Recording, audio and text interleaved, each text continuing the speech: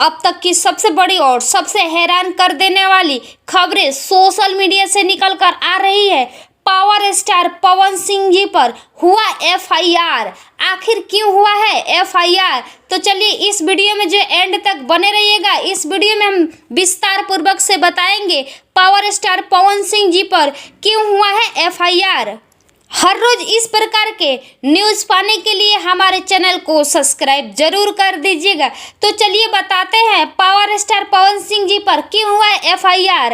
अभी खेसारी लाल यादव जी ने लाइव आकर पवन सिंह जी पर एफआईआर करने की बात कही है। आखिर क्यों? खेसारी लाल यादव जी का एक सॉन्ग जो है रिलीज हुआ था, ए चुनमुनिया, वह सॉन्ग जो है अब डिलीट हो चुका है।